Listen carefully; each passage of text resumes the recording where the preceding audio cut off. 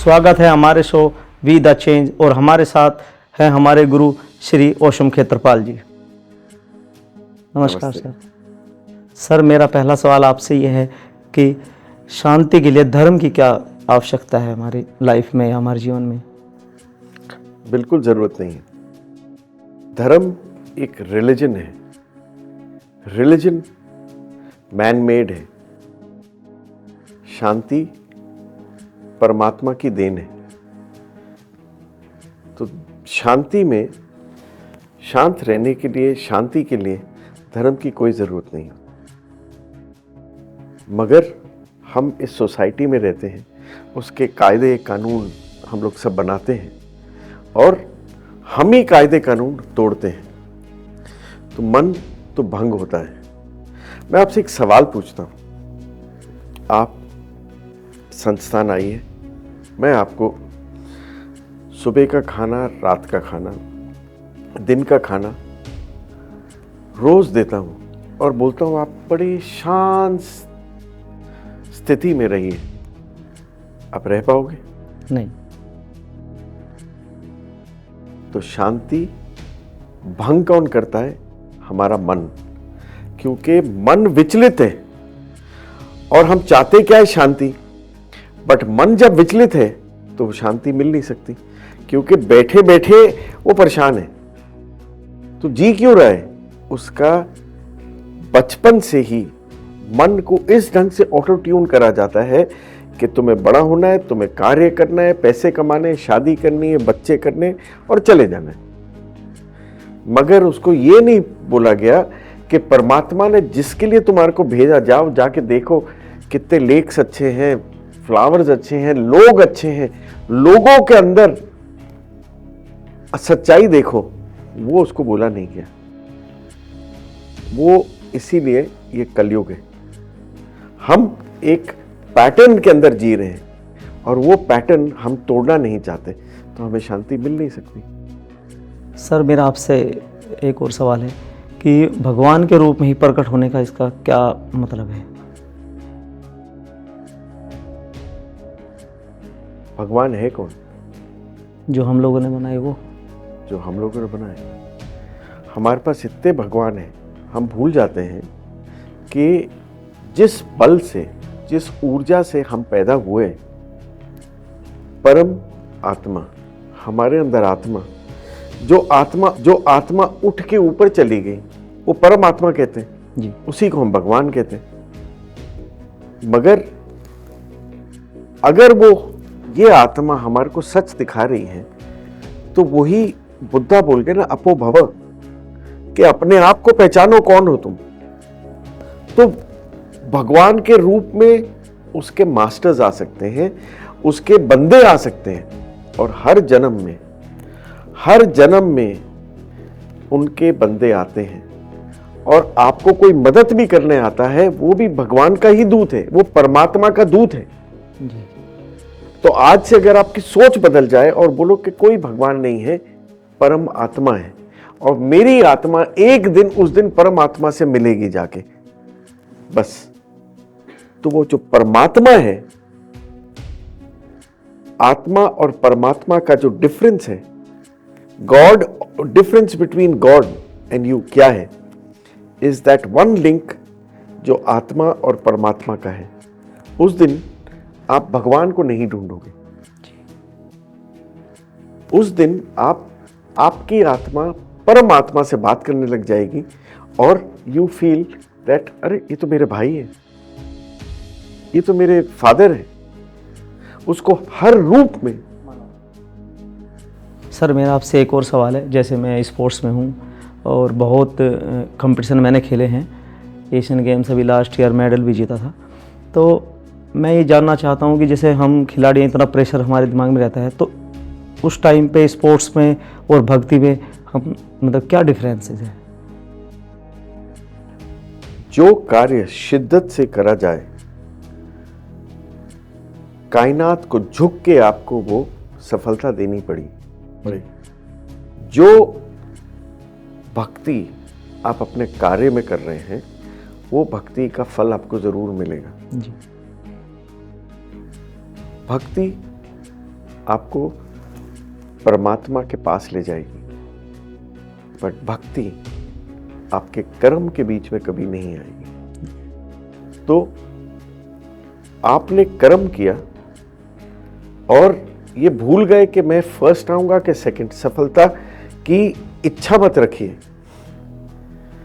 कर्म करिए, विजन बढ़ाइए, इच्छा मत रखिए, क्योंकि जिस दिन इच्छा प्रबल हो जाती है आपका कार्य फेल हो जाता है। क्योंकि आप सोच करते हो एशिया में मेडल मुझे जीतना है क्योंकि मुझे 1 करोड़ गवर्नमेंट देगी जी। वो सोच ही गलत होती है। और जितने भी जो लोग जिंदगी में बड़े हुए हैं वो बड़े हुए हैं अपने पैशन के लिए, अपनी मेहनत से। उनको अमीर भी हुए हैं बिकॉज उनका पैशन था। पैशन।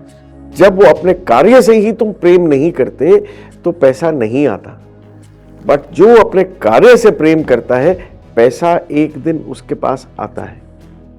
जी करेक्ट। तो भक्ति काम की और भक्ति परमात्मा की, दोनों को प्रबल करना है। कर्म करो और सरेंडर टू द परमात्मा कि मैं ये बेस्ट कर पाया, इसके ऊपर मैं नहीं कर सकता। नाउ तू जान, तेरा काम जाने। जी, अपना कर्म करो। जैसे सर आप हमारे और हम सब के अध्यात्म गुरु हैं, और मैंने आपके बारे में पहले पढ़ा भी है और सुना भी है। आप स्पोर्ट्समैन, अच्छे स्पोर्ट्समैन थे, और पिछले कई वर्षों से मैं देख रहा हूँ कि आप पैरा स्पोर्ट्स है, पैरा क्रिकेट है, और भी एबल स्पोर्ट्स को आप मदद कर रहे हैं बहुत कई सालों से। तो आपका ये स्पोर्ट्स की तरफ झुकाव किस तरीके से आया, कैसे आया? बेटा स्पोर्ट्स तो खेलते थे, फिर टेनिस एल्बो हो गई तो आई रियलाइज्ड कि मैं एक स्टेज के बाद इससे ऊपर मैं नहीं जा सकता। तो अपॉर्चुनिटी मिली। इंडिया में स्पोर्ट्स का कोई इतनी ज़्यादा कदर नहीं होती थी। अपॉर्चुनिटी मिली और मैं मन का बहुत स्ट्रांग था। मुझे ना डिफीट लेना, मैं डिफीट से हमेशा सीखता हूं। I find an opportunity in a defeat. तो मैं जो काम कर गया स्पोर्ट्स में, मुझे भी नहीं समझ मैंने कैसे किया, बट इतने सालों के बाद जब परमात्मा ने मुझे एक बिल्कुल डिफरेंट दिशाएं दिखा दी, तो मेरी स्पोर्ट्स से रुचि गई नहीं, मगर मेरा मन ही नहीं किया कि मैं वहां पहुंचूं जो मैं जिंदगी छोड़ आया था।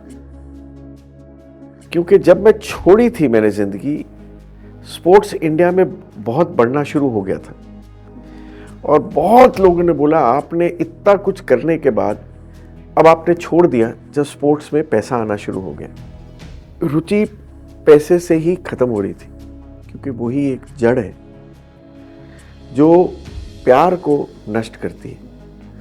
और जो स्पोर्ट्समैन मैंने देखे थे उनके अंदर प्यार था टुवर्ड्स द स्पोर्ट।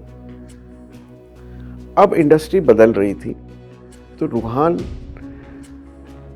एक तरफ साईं बाबा की तरफ गया तो इतना जुड़ गया कि ये मेरी फोर्स नहीं थी, ये फोर्स ऊपर से ही किसी की थी, कि मुझसे ऐसे ऐसे काम उसने करवाए कि मैं कभी भी, और उस दिन मैं सोच लिया था कि आज मेरा अस्तित्व खत्म हो चुका है। तो वो जो चेंज था वो कभी बिलियन में एक आदमी को आता है। सो जब मैंने रियलाइज किया कि ये उसने बारी बारी वो चेंज कर रहा है। देखिए आप नहीं बोल सकते आप महान हो। सड़क पे जब लोग आके आपके बारे में आपकी कथाएं बोलना शुरू कर दे, आपके ऊपर किताब लिखना शुरू कर दे, और लोग आए कि जी आपके लिए मैं ठीक हो गया, आपके लिए मैं ठीक हो गया, आस्था उनके अंदर पैदा हो जाए, तो ये मेरी डूइंग नहीं थी। तो ये सब जब होना शुरू हुआ, तो जब वॉइस जरा बड़ी बन गई, साईं बाबा का परिवार बहुत बड़ा बनना शुरू हो गया, लोगों को लगा कि इस आदमी ने कुछ किया है, तो आवाज़ बढ़ गई और वो रीच बढ़ गई। तो मैंने एक दिन सोचा कि खाली ऐसे ही गए, दीपा मलिक वापस आई थी, जीत गई थी, तो 2017 में ऐसे सोचा कि उनको ऑनर कर दें थोड़ा साईं बाबा फाउंडेशन से। उससे पहले ममता जी ने हमें बुलाया कैलकाटा के मार्टिना नवरात्रि लोगों को, आप साईं बाबा पीस अवार्ड दे दो। तो जब हुआ तो ऐसा लगा कि जब वहाँ पर दीपा मलिक को ऑनर किया तो ऐसा लगा कि डिसेबल्ड और पैरा एथलीट्स के साथ कुछ किया जाए, और वो पैशन था कि उनको वर्ल्ड चैंपियन बनाया जाए, और वो सपना आज साकार हो जाए। हुआ, क्रिकेट की टीम वर्ल्ड कप जीत गई, हम लोगों ने फिल्म शुरू करी चल जीत ले ये जहां, आप लोगों ने परफॉर्मेंसेस देनी शुरू कर दी, सिल्वर और गोल्ड आ गया ओलंपिक्स में, और मुझे अब पूरा यकीन है कि अब जो टीम है और आगे भी जो लोग जुड़ेंगे तो ये अब मूवमेंट रुकेगी नहीं। तो आप निस्वार्थ कब काम कर सकते हो?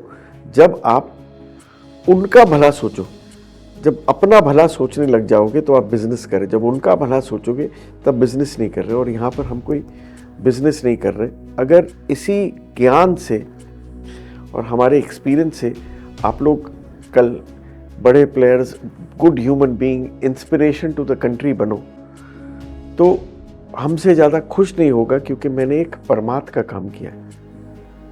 और मेरी एक सोच है कि कभी भी परमार्थ का दिया हुआ ज्ञान को बेचना नहीं चाहिए। वो ज्ञान लोगों को फ्री देना चाहिए। आज की दुनिया में लोग सोचते हैं आप बेवकूफ़ हो, बट मेरी इंस्पिरेशन, मेरी सोच ही ऐसी है कि मैं उसको बदल नहीं सकता।